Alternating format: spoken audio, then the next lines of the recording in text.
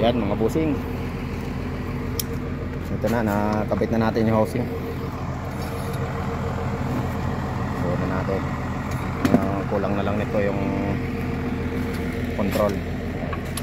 Pagkahigpit nito, higpitan lang yan, tapos kakabit na natin yung control. Tatayo. Okay, update ko kayo mamaya. Ay tumba na natin. Lalagay na lang natin itong control. Ayan. Control na lang. Lilinisan pa.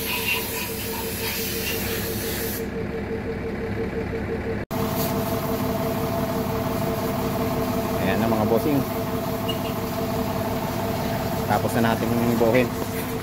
Ayan, nilagyan natin ng plastic dito pansamantala kasi naglilinis doon sa taas.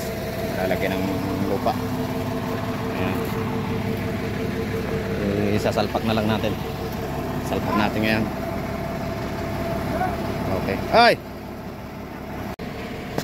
Yung mga busing yung ating pagsasalpakan. Lilinisan muna bago natin isalpak ulit. Ayan. You and I. Yun yung ating isang kasama.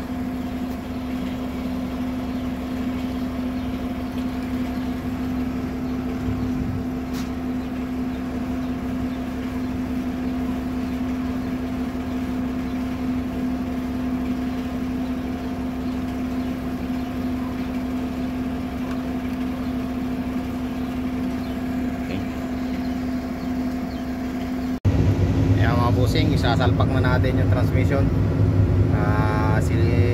Kasama natin ang nandun. Isasalpak natin, nag-ooperate tayo nitong bako pang salpak natin. Yan, nilalagyan na niya ng silicone. Kaya mga busing, siguro bukas natitestingin na natin ito. Pilitin natin tapusin niya yung ikabit lahat ng dapat ikabit. Tapos ayun. Yan mga busing, dito na nagtatapos yung ating pagbubuo ng transmission. Salamat sa panonood.